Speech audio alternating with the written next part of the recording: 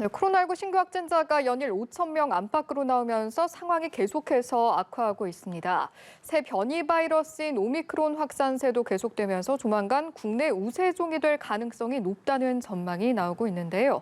관련 내용 전문가와 함께 짚어보도록 하겠습니다. 최재욱 대한의사협회 과학검증위원회 위원장 모셨습니다. 어서 오십시오. 네, 안녕하세요. 일단은 현 상황부터 좀 살펴볼까요? 위중증 환자 역대 최다치고요. 사망자 수도 역대 두 번째 수치 보이고 있는데 일단 현 상황 어떻게 좀 진단을 하시는지요? 네, 지금 말씀하신 대로 연일 신규 확진자 수가 계속 증가하고 있습니다. 지금 오늘 기준으로 4,954명은 지난 일주일 전에 월요일에서도 확진자가 3,093명이었던 것에 비하면 거의 1.6배 증가한 것 아니겠습니까? 예. 이러한 증가 추세가 거의 한 달 이상 지속되고 있기 때문에 이번 주 내일이나 모레 이번 주에는 거의 6천 명 가까이 혹은 7천 명 사이에서 신규 확진자가 증가할 것이라는 부분이 예. 지금 우려되고 있고요. 그에 따라서 지금 사회적 거리두기 강화의 특별 대책이 발표되고 시행되고 있습니다만 그러한 부분이 아마 이러한 증가 추세를 누적 정체시키거나 감소시키는 데에는 좀 역부족일 것이다라는 전문가들의 전망이 대체적으로 우세합니다. 그런 면에서 우려됩니다. 현 상황 진단에 있어서 사실은 오미크론 변이를 빼놓고 이야기를 할 수가 없을 텐데 정부에서 내놓은 언급을 보니까 우세종이 될 가능성은 있다. 그런데 당장 싸워야 할 대상은 델타 변이다 이렇게 언급을 했거든요. 이 내용은 좀 어떻게 저희가 받아들여야 하는 겁니까? 네, 그 점 좀 추가 설명을 좀 드려야 될 것 같습니다. 예. 뭐 오미크론이나 델타 변이의 바이러스가 뭐 바이러스는 다르지만 그 대응 수단, 대처 수단은 결국 동일합니다. 다만 차이가 있다는 것은 오미크론은 이제 해외 유입 감염병이기 때문에 예. 검역 단계에서의 추가적인 조치 상황이 델타 변이와는 좀 다를 수 있겠습니다만 일단 국내에 들어와서 확산되는 경우에는 이에 대한 그 대처 수단은 뭐 격리, 역학조사, 추가적인 뭐 유전자 검사 이런 부분에서 사실 대응은 동일합니다. 예. 그런 면에서 아직 오미크론 변이 바이러스가 우세종이 되어 있지 않기 때문에 델타 변이에 우선 집중하고 오미크론 변이가 확산되는 거에 맞추어서 그에 따른 이제 거리두기 수준이나 이런 부분들을 같이 조정하면 되는데 그 방법은 동일하다. 그런 예. 차원에서 이해해 주시면 좋지 않을까 싶습니다. 일단 그러면 대처해야 하는 부분은 같다라고 보고 치명률에 있어서 저희가 해석을 해본다면 그런 부분 역시 좀 차이가 없다고 받아들이고 있다고 봐야 하는 겁니까? 네, 지금은 대체적으로 전문가 전망은 그렇습니다.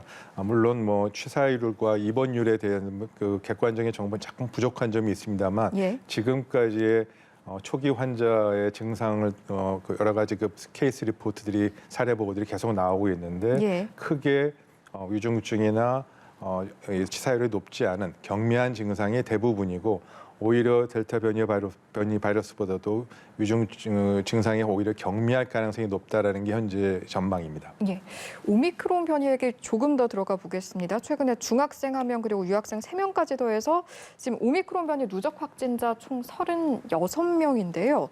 지역사회 확산을 막기 위해서는 어떤 대책이 필요할까요? 네, 그 점이 좀 어려운 지점입니다. 예.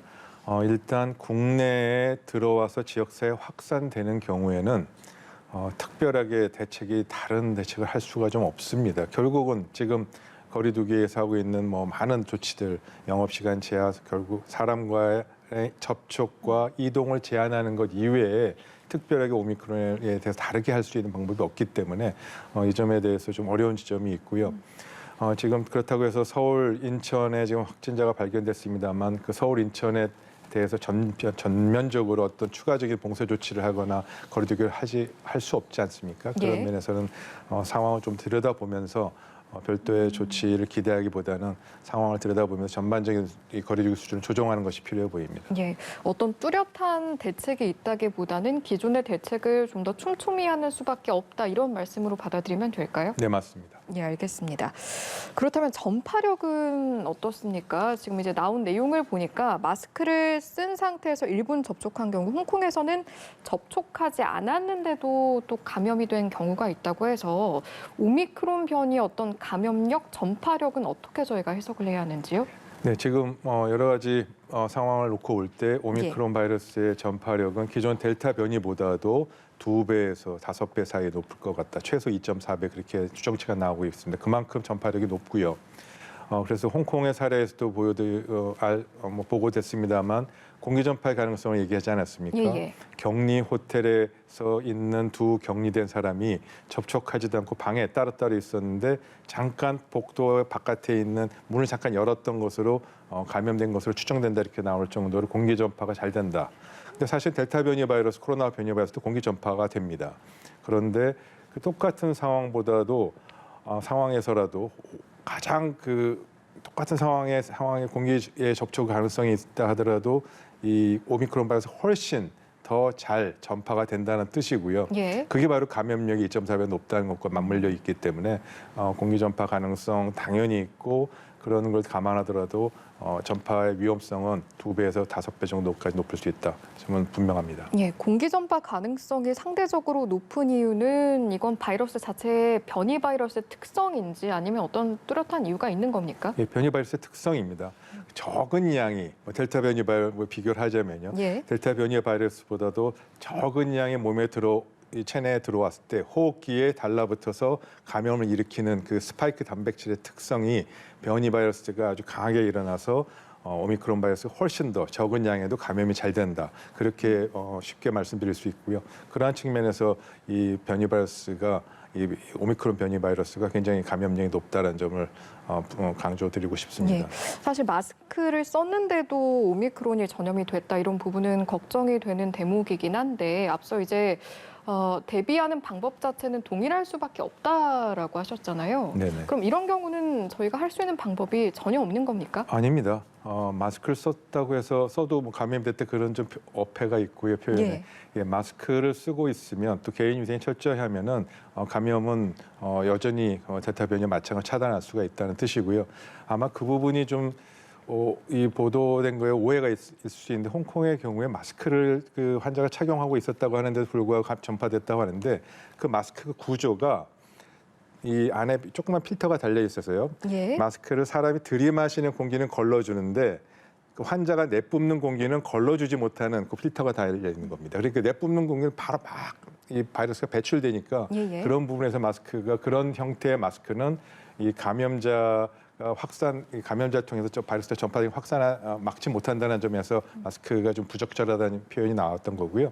일반적으로 마스크를 제대로 착용하면 이 마스크를 통해서 걸러주기 때문에 내 건강을 오미크론 바이러스 변이 바이러스의 이 침투를 보호할 수 있습니다. 예, 그러면 이제 홍콩 이외에 제가 여쭤봤던 음식을 서빙하고 계산하면서 마스크를 썼는데 이제 감염이 된 경우에는 접촉에 대한 부분이 좀 있었겠네요. 네, 마스크의 특성이 좀 타입이 달라서 그랬던 점을 좀 감안해서 보셔야 되고요. 예. 일반적인 마스크는 여전히 보호가 잘 된다 그렇게 생각하시면 되겠습니다. 예, 알겠습니다. 오미크론 이야기 여기까지 하고요. 지금부터는 현황 분석 이야기, 그중에 치명률 이야기 좀 해보도록 하겠습니다. 세계 주요 국가들 이제 위드 코로나를 속속 시행을 했는데 그 이후에 치명률이 감소를 했다고 합니다. 그런데 우리나라 한국만 좀 다른 추세, 증가 추세에 있는 것으로 분석이 됐거든요. 이 부분은 원인을 저희가 어떻게 받아들여야 할까요? 네, 그 점 매우 좀 우려스러운데요. 네. 여러 가지 원인이 지금 분석을 하고 있습니다. 가장 큰 원인은 아무래도 지금 확진자 숫자가 증가하면서 위중증 환자도 증가할 수밖에 없고 그런 위중증 환자를 효과적으로 치료하기 위한 중증 환자 병상 수와 중환자실 병상 수가 부족하다 보니까 즉 대기 환자 수가 많아지다 보니까 그런 부분들이 치료에 좀 소홀하게 되면서 사망률이 증가하는 거 아니냐. 그리고 지금 현재 특히 위중증 발생은 고령자에서 집중적으로 발생하고 사망자도 고령자에서 나오지 않습니까? 예. 그 점과 관련이 있겠다라는 점을 말씀드려야 될 것 같습니다. 일각에서는 일상 회복 단계로 넘어가기 전에 준비가 좀 부족했던 게 아니냐 이런 이야기도 있거든요. 여기에 대해서는 어떤 말씀 해주실 수 있을까요? 네, 전문가들이 대체로 다 동감하는 부분입니다. 일상 회복의 위드 코로나의 전제 조건은 확진자는 증가할 수밖에 없다. 그러나 그에 따라서 환자를 증가할 수밖에 없는 이 중환자나 환자를 제대로 잘 치료할 수 있는 의료 역량, 좀 병상 확보를 통해서 이 위중증 이 사망률을 떨어뜨리는 것이 가장 중요한 전제 조건이었는데 예. 그러한 준비가 좀 소홀하게 성급하게 위드 코로나를 하면서 지금 치명률이나 사망률 증가 부분이 피할 수 없는 이런 현실로 다가온 것 아니냐는 점에서 다 대부분 그 부분은 지적하고 있습니다. 예, 병상 확보의 중요성 그리고 미리 준비하지 못한 것에 대한 아쉬움을 좀 표해 주시기도 하셨는데 지금 전국적으로 중환자실 78.2% 가동률 보이고 있고 수도권은 80%대 더 부족한 상황이거든요. 병상에 있어서는 현 상황 어떻게 진단을 하십니까? 네, 지금 그 병상 부족은 굉장히 긴급한 상황이 됐습니다. 예. 뭐 위기 상황이랑 혹은 의료 체계, 특히 중환자 치료의 의료 체계가 지금 붕괴 직전이 놓여 있다까지 얘기할 정도로 의료계는 위기로 받아들이고 있고요. 예. 지금 입원 대기 환자가 지금 900명이 넘지 않았습니까? 연일 넘었고요. 지금 환자 증가 추세가 이번 주도 계속 증가할 것이기 때문에 이 병상 회복이 호전될 기미는 전혀 보이지 않습니다. 그래서 오히려 더 부족해질 겁니다. 그러한 상황에서 지금은 굉장히 큰 위기 상황이고요. 예. 어떻게든지 의료 체계가 코로나에 대응하는 역량을 아주 대폭적으로 그리고 진짜 혁신적으로 확대하지 않으면 이런 위기를 좀 제대로 관리하지 못할 것 같다라는 부분이 많은 전문가들의 견해입니다. 예. 혁신적으로 확대하는 부분은 좀 어떤 방법을 통해서 가능해질 수 있을까요? 예, 지금 사실 의료 체계는 코로나 전담 병원과 코로나 비전담 병원으로 이렇게 예. 나눠져 있지 않습니까? 예. 중환자 병상서부터 병원 또 모든 검사 시설까지 다 구분되어 있기 때문에 이러한 부분들을 전면적으로 의료 체계 부분 다시 개편해서 지금 비코로나 즉 일반 질환을 치료하고 있는 중환자와 일반 병상과 일반 검사실과 의원들이 이 코로나19에 좀 더 많은 참여를 해서 코로나 적조를 볼 수 있는 그러한 체계로 의료 체계를 구분하지 않고 이제 예. 전면적으로 개편해서 하는 방안이 논의되어야 되고요. 사실 그 부분이 의료 체계의 정상화라고 표현을 할 수 있겠습니다. 지금 국가에서 지정한 감염병 관리가 국가 감염병이 수십 가지가 있는데요. 예. 그 국가 감염병 관리에서 코로나처럼 별도로 검사실 따로 운영하고 병상도 따로 운영하고 중환자 병상도 분리해서 이렇게 하는 질병은 코로나가 유일합니다. 예. 이런 부분을 독감처럼 결핵처럼 또 많은 그 다른 감염병처럼 일반 의료 체계에서 관리할 수 있도록 전반적으로 구분 없이 이제는 관리해야만 이 위기를 극복할 수 있는 그런 계기가 될 것이다. 의료 체계 전반적인 개편, 정상화가 필요하겠다는 논의가 지금 시작되어야 된다고 생각합니다. 예, 본질적으로 체계 자체에 대한 어떤 개선이 필요하다라는 말씀이셨습니다. 이거 하나만 좀 더 여쭤보겠습니다. 이제 병상 부족 이야기를 저희가 많이 하지만 이제 위원장님도 그렇고 그간 교수님들과 대화를 좀 나누어 보면 병상이 병상 자체만을 의미하는 건 아니다. 병상을 운용할 수 있는 인력도 좀 중요하다. 이런 말씀 많이 하셨거든요. 의료 인력 부분에 있어서는 어떻게 바라보고 계신지요? 네, 그 점 같이 준비해서 이 대응을 해야 됩니다. 마찬가지로 의료 인력 역시 코로나19만 보는 의사, 또 일반 질환만 보는 의사 이렇게 구분할 수가 없지 않습니까? 예. 그런 구분을 하다 보니까 이 의료 인력이 일시적으로 또 한시적으로 부족하게 된 상황입니다. 그래서 의료 체계 개편은 이런 의료 자원, 병상과 중환자 병상과 병원뿐만 아니고 의료 인력과 자원에 대해서도 전반적인 그것까지 다 포함해서 전반적인 의료 체계 개편을 통해서 의료 체계의 정상화가 있어야만 코로나19 일상생활의 정상화, 위드 코로나도 가능하다라는 점에서 큰 이 정책 프레임을 바꾸고 개편이 필요하다는 것이 전체적인 하나의 해결책으로 준비돼야 될 것 같습니다. 예, 알겠습니다. 방역 패스 이야기도 한번 해보겠습니다. 방역 패스 어제부터 확대 적용이 됐는데 아무래도 현장에서 절차도 그렇고 약간 혼란이 빚어진 부분도 있었던 것 같습니다. 제대로 안착하기 위해서는 향후 어떤 점이 좀 보완이 돼야 할까요? 네, 아직은 초기 단계다 보니까 그런 어려움이 또 혼란이 방역 패스 적용 관련해서 있었습니다. 16개 지금 업종에서 식당, 카페, 영화관 등에서 사용되고 있지 않습니까? 조금 시간이 지나면 이 부분도 이제 익숙해지고 방역 패스 부분도 잘 정착되려 보고요. 계속적인 홍보와 또 국민의 참여와 협조 부분이 있어야만 가능할 부분이라고 생각합니다. 예, 방역 패스의 경우 지금 예외 범위가 또 18세 이하에서 11세 이하로 조정됐다 이 부분도 상당히 달라진 부분인데 필요성 면에서 어떻게 판단하십니까? 지금 같은 변화. 네, 방역 정책의 입장에서 즉 이 코로나19 감염 전파를 막기 위한 입장에서 보면은 11세에서 18세에서의 방역 패스 적용은 필요한 부분이 있습니다. 예. 왜냐하면 11세, 18세에서의 감염자가 계속 증가하고 있고 그 감염자 증가 추세는 이미 40세 이상이나 다른 연령층보다도 훨씬 감염자 증가 추세가 높고 누적 환자도 많고 예. 그 정도로 감염의 이 통로가 되고 있다, 전파의 통로가 되고 있다는 점에서 이 방역 패스 부분은 전반적으로 11세, 18세까지도 17세까지도 필요하다고 보입니다. 예. 그런데 이런 목소리도 있습니다. 청소년층의 유행 억제를 위해서 내놓은 대책이라고 하는데 일각에서는 접종을 강제해서 학습권을 오히려 침해하는 것 같다 이런 목소리도 있거든요. 이런 부분은 어떻게 바라보세요? 그 점 뭐 당연히 충분히 지적해야 됩니다. 그거는 그 내용은 이렇습니다. 방역 패스는 결론적으로 보면 청소년에서의 예방 접종을 강제하는 것을 결국 의미하고요. 예. 예방 접종하지 않으면 방역 패스를 이용할 수 없는 거니까 결국 이 청소년의 건강 피해를 담보로 성인들이 이득을 얻겠다는 건 아니냐 그런 표현이 나올 정도로 감염에 대한 이런 이 접종을 그 정책 때문에 청소년에게 강제하는 것은 적절치 않다라는 점을 지적이 많이 나오고 있고요.